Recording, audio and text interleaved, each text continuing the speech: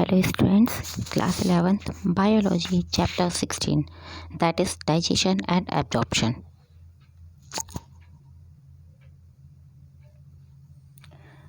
Students, first of all talking about digestion. All living beings require energy for their life processes. This energy is obtained from the food they take. जितने भी living organisms होते हैं सबको energy की requirement होती है अपनी life की प्रोसेसेस के लिए, है ना। और ये एनर्जी हम कहाँ से ऑब्टेन करते हैं? फूड से। तो the food is basic necessity of life and is needed for survival, maintenance, growth and development, for protection from disease and for repair of tissues. Okay, so we take food in the form of carb. हम जो food take करते हैं उसके form में क्या होता है? Carbohydrates, protein, fats, vitamins, minerals and macromolecules in food can not be utilised unless they are broken down to simple absorbable forms like sugar, amino acids, fatty acids and glycerol. So this process of breaking down of complex food substances into simple absorbable form is called a digestion. Digestion क्या है भाई? Digestion एक ऐसी process है जिसमें complex food जो होता है वो ब्रेक होता है। किसमें? जो ब्रेक होता है किसमें होता है? सिंपल सब्सटेंसेस में, है ना। तो इसी प्रोसेस को क्या कहा जाता है? Digestion, right. अब डाइजेशन में सबसे पहले जो आती है बात वो क्या है भाई? All the organs that are responsible for the intake of food, it's a digestion, assimilation and removal of the undigested waste in an organisms constitute the digestive system. जितने भी ऑर्गन्स होते हैं वो रिस्पॉन्सिबल होते हैं फूड को take करने के लिए। उससे फिर क्या होता है? डाइजेशन होता है, देन एसिमिलेशन होता है और रिमूवल होता है। और अनडाइजेस्टेड फूड के तो रिमूवल हो जाता है ना। तो the human digestive system consist of alimentary canal and associated digestive gland. Alimentary canal क्या है? एलिमेंट्री कैनाल जो होती है वो एक लंबी कॉइल्ड मस्कुलर ट्यूब होती है। तो it is a long and coiled muscular tube that runs from mouth to anus, mouth से एनस तक होती है ये।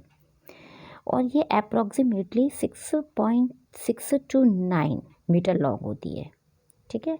It is divided into different regions with specialised functions. Specialised function के साथ में ये अलग अलग रीजन्स में डिवाइड होती है। द एसेसरी और एसोसिएटेड डाइजेस्टिव ग्लैंड, लाइक कौन कौन से होते हैं digestive glands? Like salivary glands, liver and pancreas, जो कि pour their secretion into the canal through their duct. Alimentary canal में भी alimentary canal has following distinct regions. कौन कौन से रीजन्स होते हैं एलिमेंट्री कैनाल की? बक्कल कैविटी होती है, फेरिंग्स है, इसोफेगस है, स्टमक है, small intestine and large intestine. Okay, so first of all talking about buccal cavity. Buccal cavity क्या है? It is an organ of ingestion, mastication and swallowing of food. Buccal cavity जो होता है इसमें हम पहले फूड को इनटेक मतलब टेक करते हैं, माउथ के द्वारा फूड को पहले मुंह में डालते हैं, तो ये इंजेशन हो गया। फिर उसका मैस्टिकेशन होता है, मतलब उसको हम ग्राइंड करते हैं, देन उसको हम पूरा swallow करते हैं, है ना। इट कंसिस्ट ऑफ, इसमें भी क्या क्या कौन किस किस ऑर्गन का हमारा रोल होता है? Teeth, tongue, palate and its muscles, it open outside through the mouth aperture. Okay, the extension of soft palate in the form of alveola can be seen in an open mouth. आप mouth को open करेंगे तो आपको दिखाई देगा alveola. Internally the buccal cavity is lined with a mucous membrane. Okay, containing mucous membrane में क्या कहते हैं? mucous gland है. There are 3 pair of salivary glands there which pour with secretion in the form of saliva in the mouth. Okay, अब बात आती है teeth की। तो teeth are embedded in the jaws humans. अभी इसमें मैं अभी आपको और भी बताऊंगी, इसमें बहुत है, तो टीथ को हम थोड़ी देर बाद ही डिस्कस करेंगे। तो सबसे पहले अभी बात करते हैं टंग की। टंग मैंने आपको बताया कि टंग का इसमें क्या रोल होता है। तो at the floor of the, ये क्या है? Floor of the oral cavity. Oral cavity का फ्लोर होता है, इस presence a मस्कुलो sensory organ the tongue.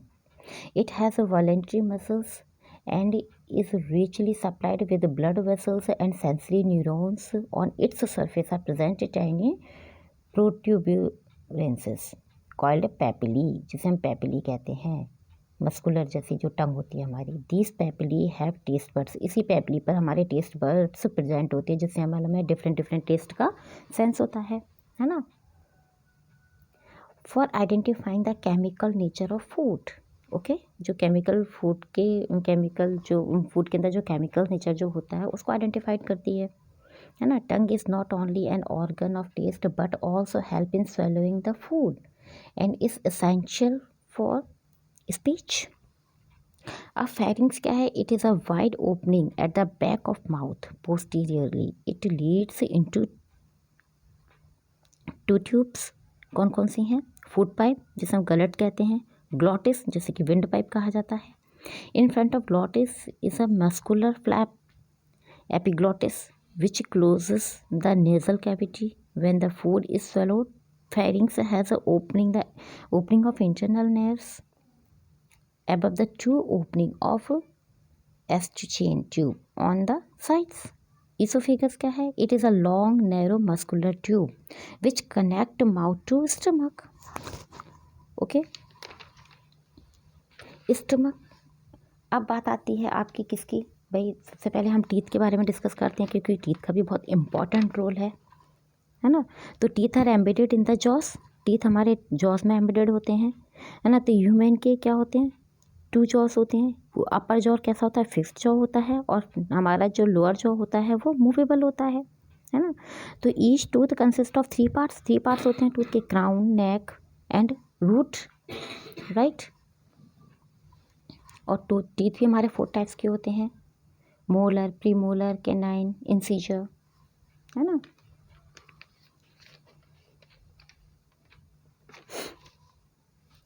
अब आती है कि भाई डेंटेशन क्या है. The all the teeth in an animal mouth make up the dentition. It is expressed in the form of dental formula. Yes, dental formula में वो इसे एक्सप्रेस किया जाता है. The dentition of different mammals is adapted to various diet and feeding habits. Dental formula क्या है? A dental formula expressed the arrangement of teeth with the numerator expressing the kind of teeth and number in 1/2 of upper jaw and denominator the teeth in 1/2 of lower jaw. Okay, upper jaw और lower jaw को उसमें divide कर दिया गया है. The whole formula is multiplied by 2 to express the total number of teeth. In number beings, there are 20 teeth in milk set, while 32 teeth in the permanent set. Upper half jaw divided by lower half jaw.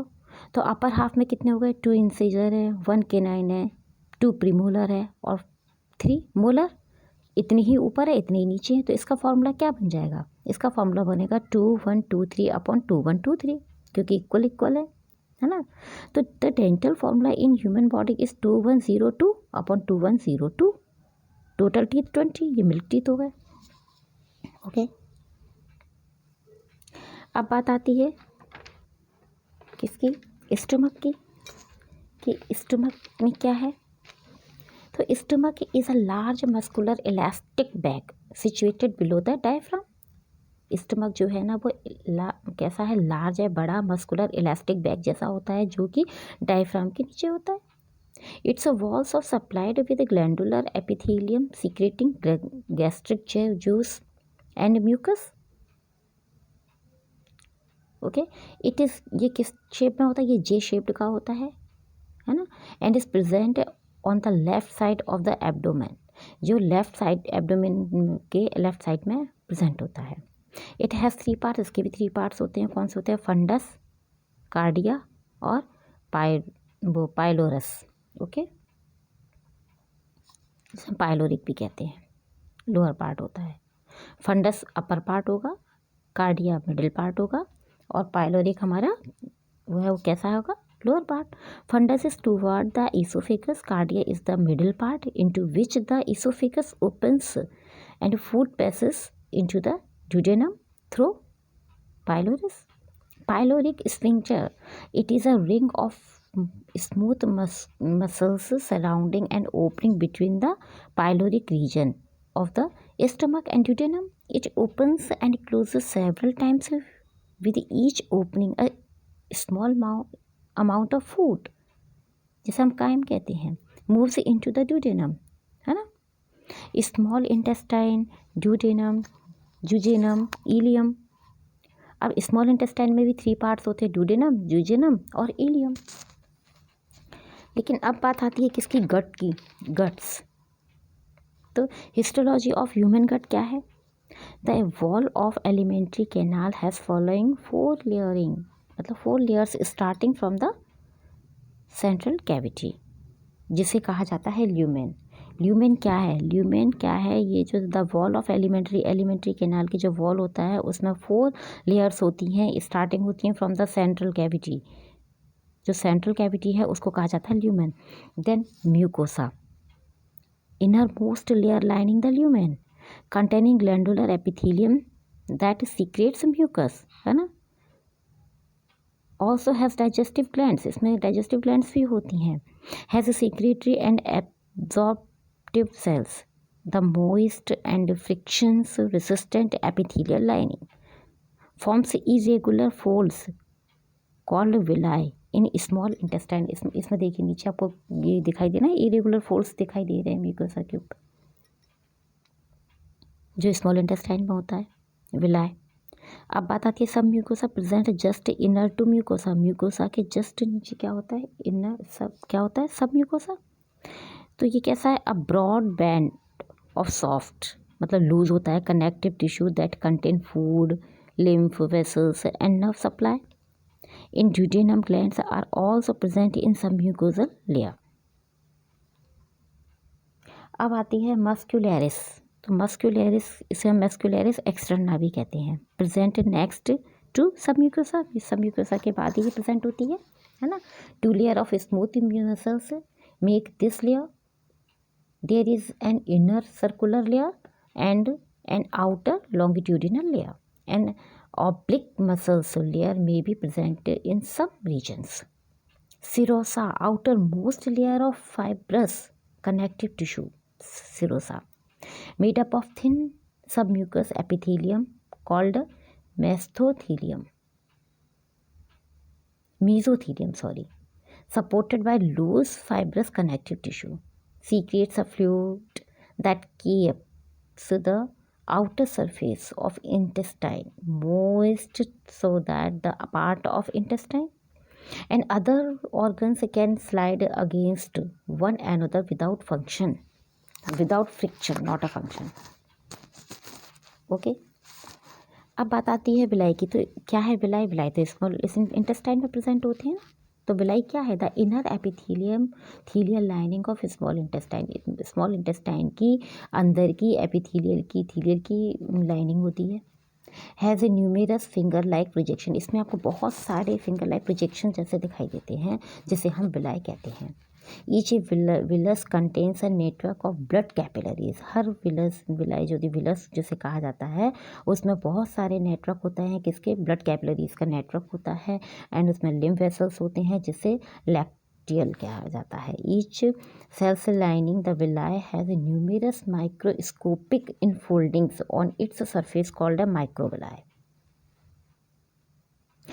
Under light microscope, आप microscope के अंदर अगर इसको देखते हैं तो these microvilli resemble the bristles of brush. आपको brush के जो ब्रशेस जैसे दिखाई देते हैं, बहुत पतले पतले छोटे छोटे. Hence the epithelial wall of small intestine is called a brush border epithelial. इसे हम ब्रश बॉर्डर एपिथेलियम भी कहते हैं. इसकी लाइनिंग ऊपर की साइड की जो ब्रश जैसे फोल्ड्स दिखाई देते हैं ना, तो ब्रश जैसा दिखाई देता है. Villi and microvilli increases the surface area of small intestine for absorption of nutrient. अब जो विलाई और माइक्रोविलाई जो होते हैं, जो कि स्मॉल इंटेस्टाइन के सरफेस पर प्रेजेंट होते हैं बहुत सारे, तो इनका फंक्शन क्या होता है? ये न्यूट्रिएंट्स को एब्जॉर्ब करते हैं. The epithelial lining also has billions of single celled mucus gland called a mucus of goblet cells that secretes mucus, जो कि म्यूकस को सीक्रेट करते हैं.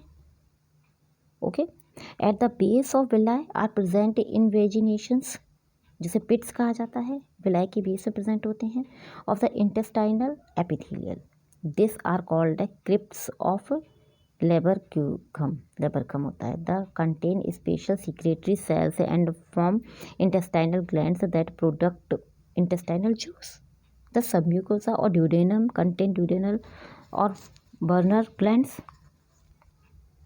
ओके, अब बात आती है किसकी, गॉल ब्लैडर एंड पेनक्रियास। तो गॉल ब्लैडर क्या है, the bile juice is secreted through common bile, bile juice जो सीक्रेट होता है किसके तरह, बाइल डक्ट से, ड्यूडेनम से में, but if there is no food in the intestine, ये इंटेस्टाइन का फूड नहीं है, it is passed to the, मतलब क्या होता है, ये पास होता है to the gall bladder, a thin muscular sac through cystic duct, the gallbladder stores and concentrates bile.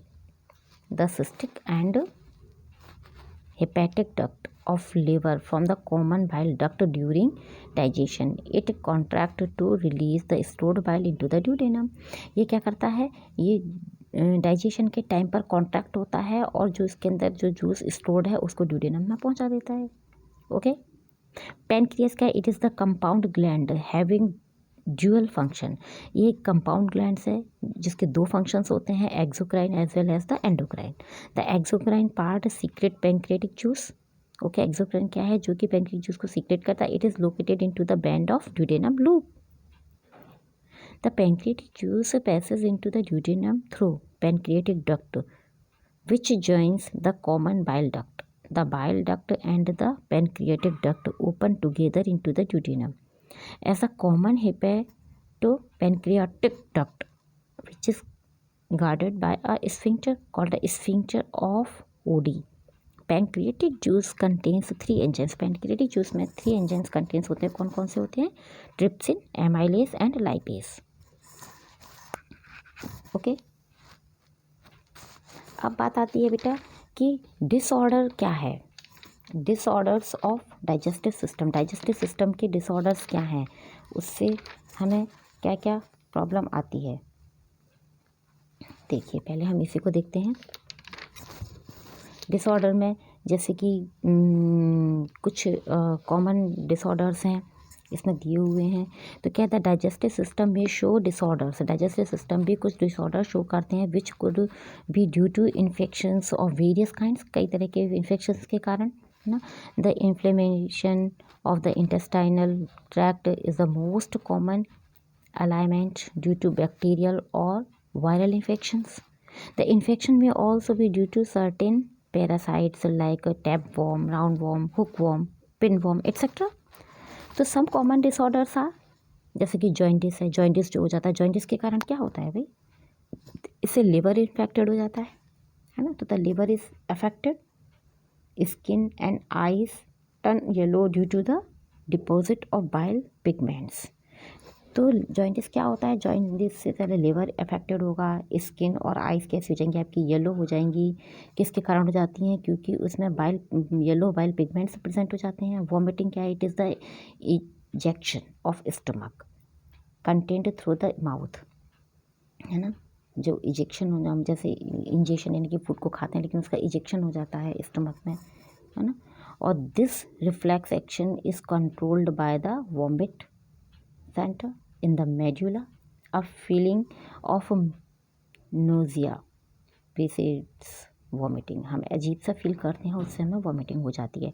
Diarrhoea क्या होता है, डायरिया में आपको पता है वॉमिटिंग और लूज मोशन साथ में हो जाते हैं। The abnormal frequency of bowel movement and increased liquidity of the fecal discharge is known as a diarrhoea, it reduces the absorption of food. Okay, जो रिड्यूस होने लगता है फूड का एब्जॉर्प्शन जो हुआ होता है उसका। कॉन्स्टिपेशन क्या होता है, इस in constipation the faeces are retained with the colon as the bowel movement occur irregularly. Feces are retained with the rectum as the bowel of movement occur irregularly and after a long gap जब हो जाता है तो large amount of roughage and water intake help to overcome constipation. indigestion in this conditions, the food is not properly digested, leading to a feeling of fullness. The causes of indigestion are inadequate enzymes secretion, anxiety, food poisoning, overeating, and spicy food, है ना. जैसे acidity हो जाती है, fullness आती है, nausea होता है. It can be due to a number of reasons like inadequate enzymes secretion, anxiety, stress, food poisoning, overeating, spicy food, long intervals between meals, and various physical and emotional factors. Okay, I hope you understand. अब नहीं, अभी और भी आएगा आपको. अब child suffering from marasmus, protein energy मालनीय मतलब मेल न्यूट्रिशन, PEM भी कहा जाता है इसे, है ना. तो प्रोटीन एनर्जी मेल न्यूट्रिशन क्या होता है? प्रोटीन एनर्जी मेल न्यूट्रिशन, इसमें चाइल्ड को मेरस्मस यानी कि एक अजीब सी डिसीज़ हो जाती है. इस डिसीज़ में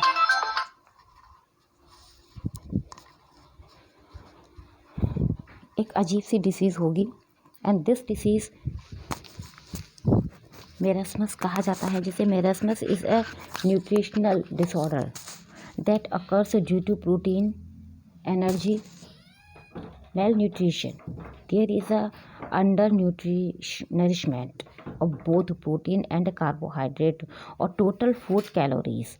It is common in children below 1 year of age due to inadequate diet and less spacing of children and replacement of mother's milk with caloric deficient food. One of the reasons why babies are weaned too soon from breast milk to subsist on a deficient diet is frequent pregnancy, premature deprivation of mother milks due to early arrival of next child is an important cause. इसमें क्या हो जाता है देखिएगा, इसमें बच्चा एकदम दुबला पतला होगा लेकिन उसका पेट फूलता जाता है, पेट बढ़ता जाता है ना. तो ये क्या है, इसमें और भी बीमारी है. प्रोटोम्स क्या है? It child gives shrivelled appearance as the body become very thin. Body बहुत पतली जाती है. The stored fat and tissues proteins are utilized for the energy production as the diet is insufficient in proteinous food.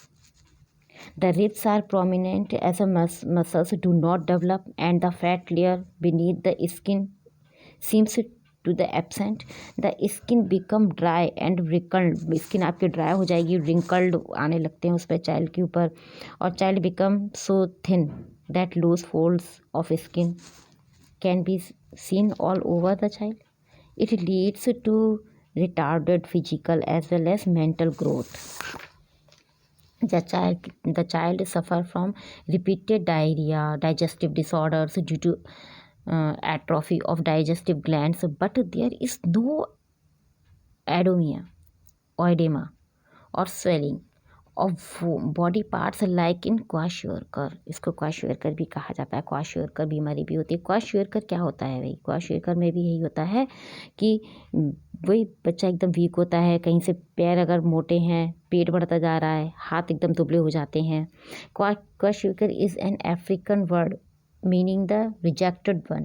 This disease affected the child who are fed on few proteins diet and no milk.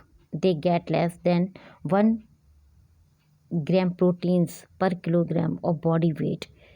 If not treated early, more than half of the children suffering from kwashiorkor die. इसके symptoms क्या होते हैं? The child shows emaciated appearance, retarded growth, stomach product out, है ना, matchstick legs, appetite is poor, wasting of muscles, skin become dark and irregularly pigmented and may peel off at a places, hair loss, luster become brown, result in wasting of muscles, thin upper arms,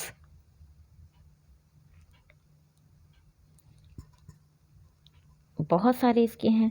और it begins with weight loss and later leads to oedema, that is water retention. So there is a swelling of hands, feet and face show, bulging eyes. I hope you understand, students.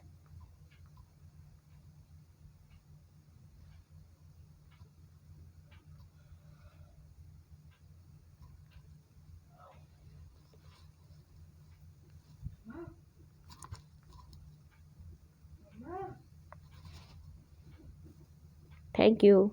Take care.